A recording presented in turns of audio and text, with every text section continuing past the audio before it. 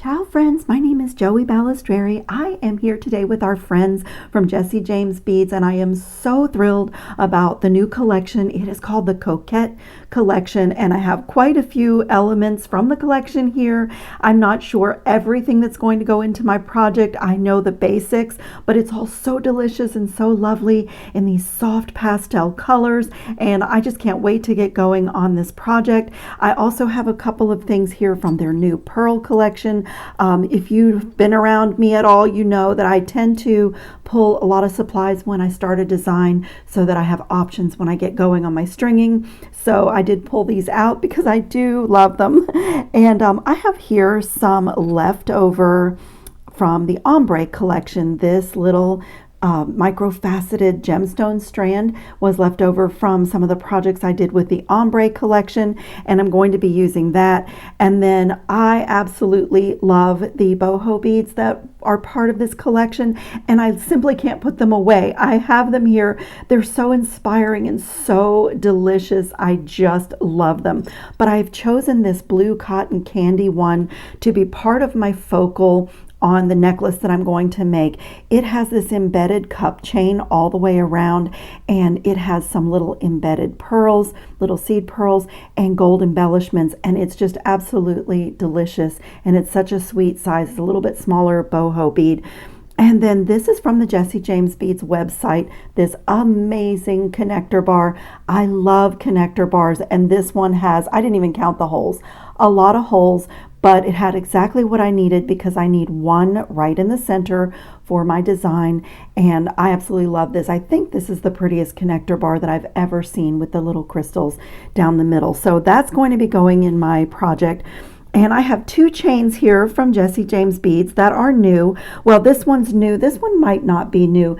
This one is the most beautiful. It's called Golden Sage, but it has a blue-green look. It's a very neutral crystal, and I just think it looks amazing with the cotton candy blue. So that's going to finish off my necklace. And then this delicate, ethereal, dangly, sort of fairy or slash princess like chain is part of the Coquette collection, and it has these tiny little pearl drops that are encased in gold, and the ever so sweet crystals that are all faceted. And I don't even know if you can see, but the teeny tiniest little bead caps on the top of those crystals, and they just dangle between these diamond cut little curved bars. And so I just love it. I mean, it's not a great camera angle, but when I'm all finished, I always put up some better pictures so you can have a good look at what I've made. And then this bead strand is to die for. I just drool every time I look at it, and I think I'm going to be cutting it apart and borrowing the components maybe just as they are. When I start stringing, I'll make that decision, but that's kind of the plan idea for this necklace. So I will be using some 49 strand gold bead stringing wire. I have also some little crimp beads here in my teapot. I'm going to just set them out of the way, but they are ready for the stringing. And then I'm going to use this little ombre strand that I had left over.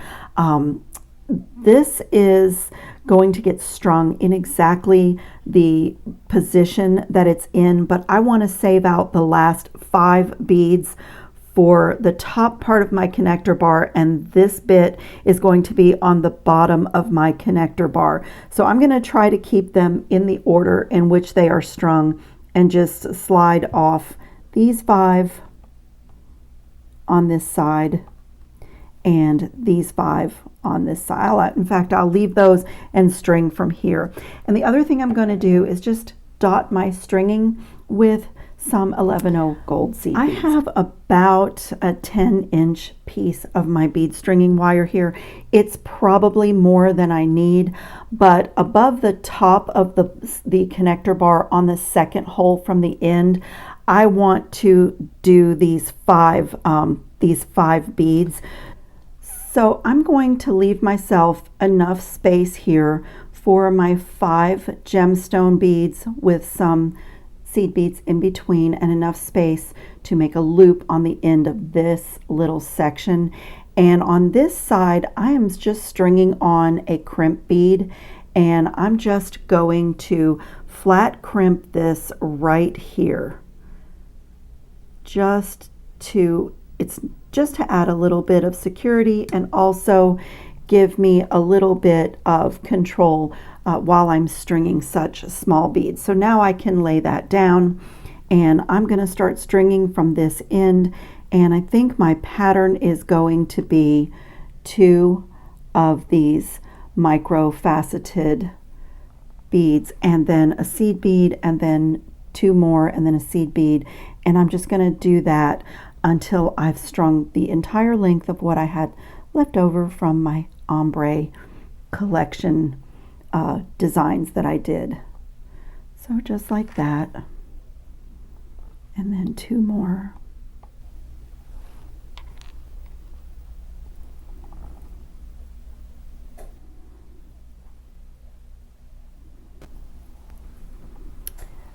So I'm all strung, and I'm going to do the same thing on this side. I'm just going to add a crimp bead and flat crimp just to, keep my small stringing pattern in place before I add it to the spacer bar. So I'm just going to let that crimp bead drop down and just get a hold of it and flat crimp right there.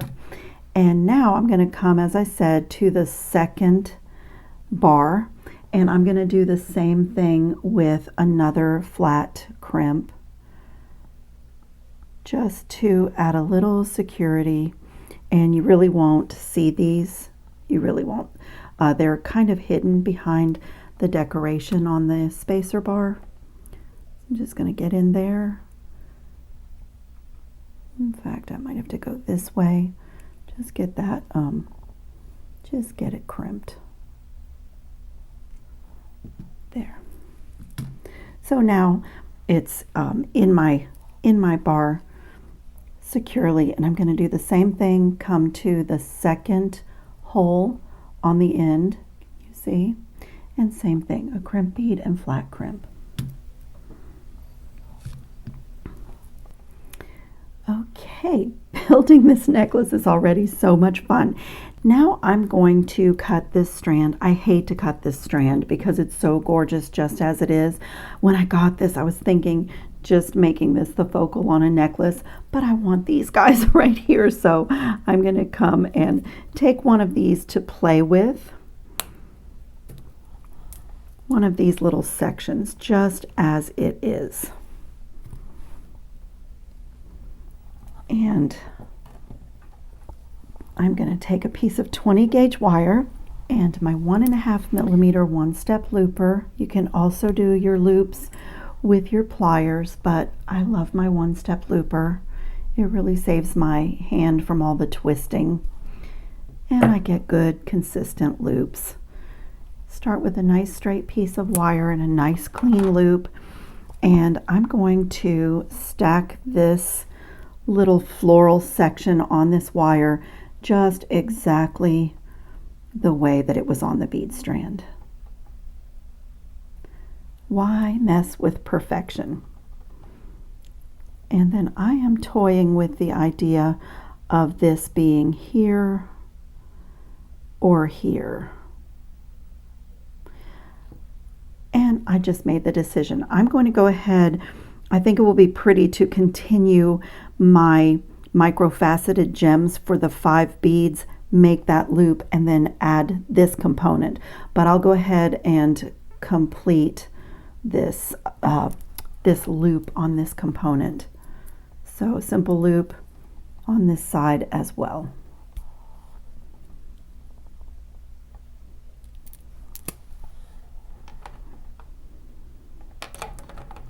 Okay, so a little bit more stringing. I'm going to put these micro-faceted gemstones. I'm going to do a seed bead in between each one on the upper part. And I'll do both sides exactly the same.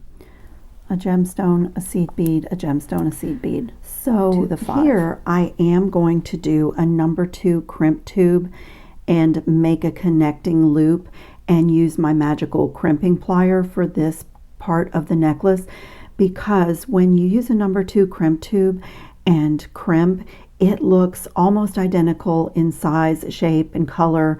I'm working in gold as an 11O seed bead, and it's really lovely and it's magical.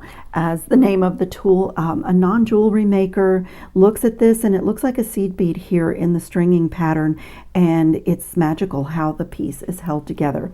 So I'm just going to put my number 2 crimp tube right in the center and just make sure that I don't have any weird gaps.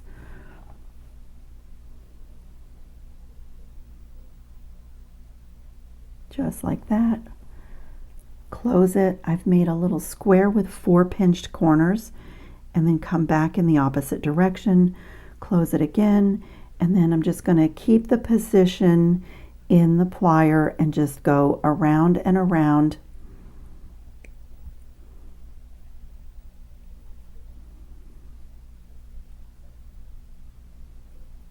until it makes a little bead for me.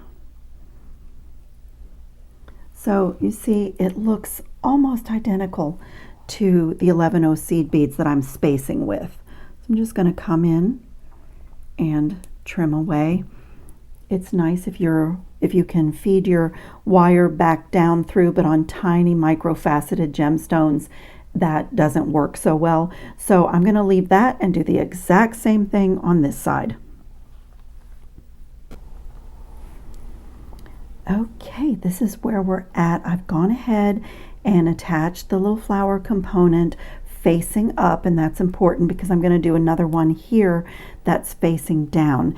And I've made another one and it just gets attached to the other side exactly the same way. Just open that simple loop and attach and close it really well. When you've got a fine things, like everything is very dainty and beautiful, but it's amazing how the slightest opening you can lose your component.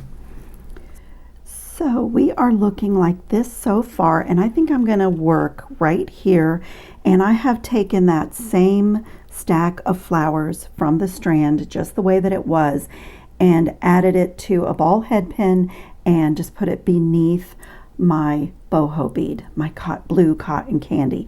And I'm going to come here and put a simple loop in this.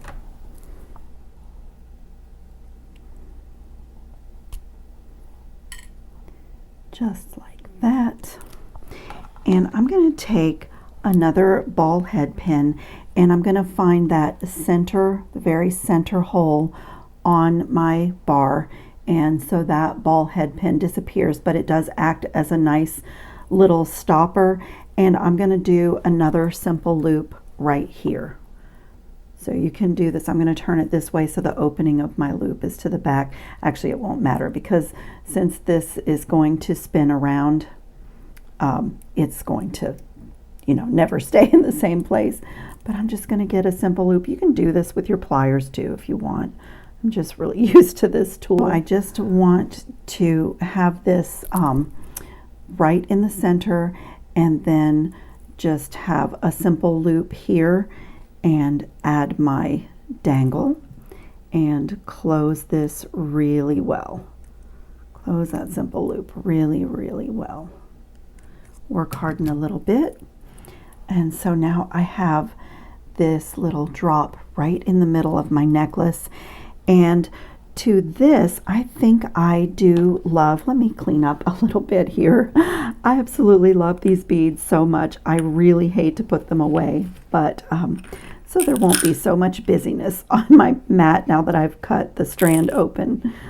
You set that aside. Okay, and I really think that I do want the pearls.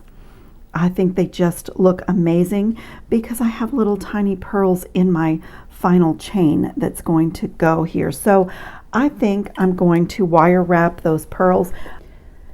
So I do have very small holes on these gorgeous pearls, so I'm going to have to go down to 22 gauge wire.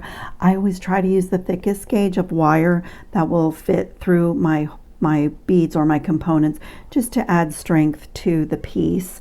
I've used 20 gauge for all of my other components, So I'm just going to get a hold of the wire, give it a 90-degree bend while I'm holding it in my pliers. I like to smooth and warm and straighten the wire.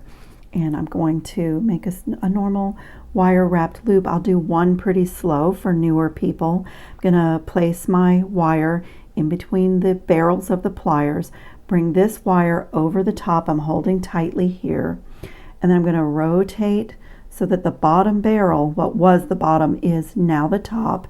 And then I'm gonna simply bring this wire around and look at my loop and make sure that that loop is centered on my wire. And then I'm going to just do about 3 wraps. You can do it with your fingers or with your pliers. With this 22 gauge wire and this length here, I can do it with my fingers. And then if I'm not happy with my wraps, if I want to tighten them, I'll put my plier inside the loop and just kind of pull things up. And I like really nice, neat wraps. If you like that more messy kind of, you know, organic wrap, then you don't have to do that. But for me, I kind of fuss with my loops and things. And then I'm going to thread on the pearl. It has really small hole. If there's even like a little bend in the wire, it will not want to slide on. Try that again. There we go. And I'm just going to bring that all the way up to my loop, and I'm going to do the exact same thing on this side. And I'll show you, I just want to keep the orientation of my pearl this way with my loop, so parallel with my loop. So again, a 90-degree bend. Try to place my pliers in the same place on this barrel so that my loop is the same size. Bring that over, rotate, bring it around, and just center everything before I remove the plier. And when I take it away, I get a hold of that loop and just simply wrap down to my pearl. And as I get down to the bead where I'm going to want to secure it, I'll position it facing forward and get that last, just snuggle that last wrap in there. Just like snuggle it in, just like that, gently. But that secures my bead. If you have a bead that you want facing forward, a wire wrapped loop is a good idea. And I'll use that to do the second pearl. I'm going to do the exact same thing. Just tuck that in, and I like to straighten everything. Make sure all my loops are straight. And so that little component is done, and it's going to be added right here. Open that simple loop, add that pearl, and close that simple loop again, and work harden it.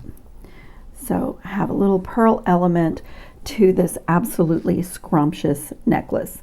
And I'm going to come and do the exact same thing for the other side. Okay, here's where we are. So now I want to attach this beautiful chain right to the bottom, and I'm going to attach it the same way that we did here. I'm going to use the last loop and take one of my ball head pins and just put it in, and I am going to get a simple loop in there. You can do it with your pliers. I'll just give this a bend like that. You can do it with your pliers or the one-step looper. It's going to spin around, and you just need a really small loop because this is so fine. And I'm just going to bring that around. Almost looks like I'm trying to do a wire wrapped loop.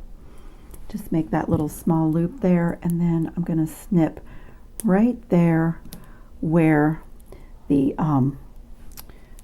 loop meets that wire. So I just have a little loop now hanging from my bar, and I'm going to do the same thing on the other side. So now I have those little loops. They really hide nicely behind the bar, and I just want to attach my chain, but I want to make sure that I'm not attaching it twisted because I want the beautiful cascades to hang right on the necklace. So I'm just going to get a hold of this little loop on the chain where this dangle is hanging on the outside, and I'm going to come right here to my simple loop that I made and attach it right there.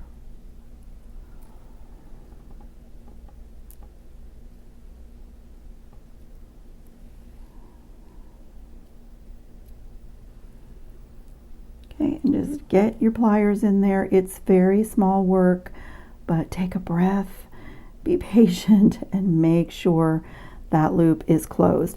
It is amazing how on fine chains and things, how they can slip out of even the slightest opening.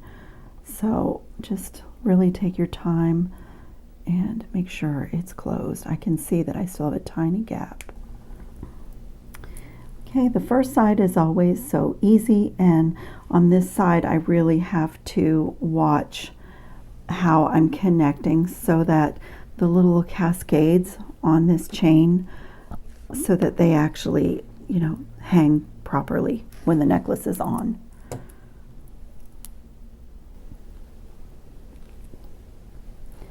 Just like that, and close it really well, just like we did the other side. This is so dreamy and absolutely so gorgeous.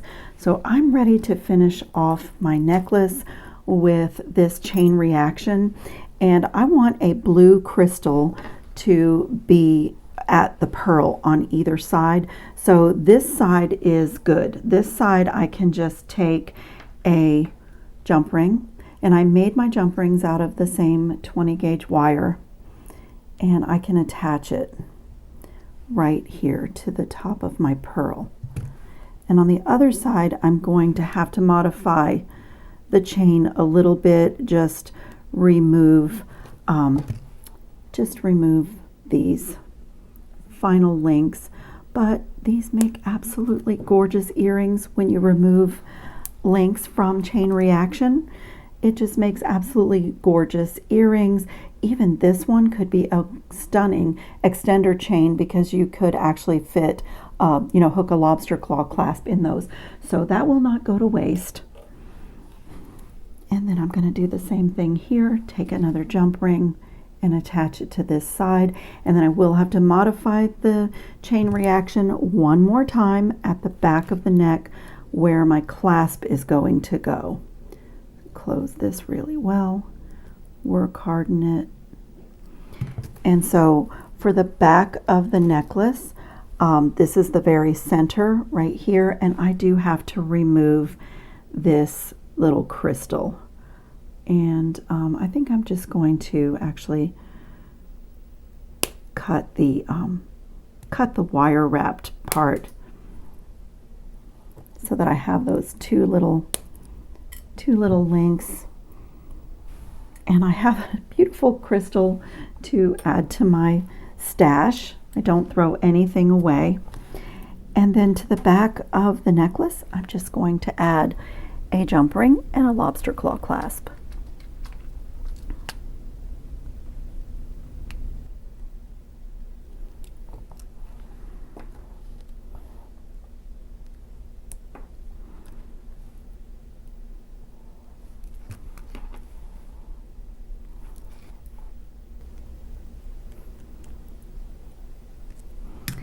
And this stunningly gorgeous, feminine, flirty necklace is done. I will put some pictures at the end of the video so that you can have a better look. I still have so much left from this collection to work with. Set that aside.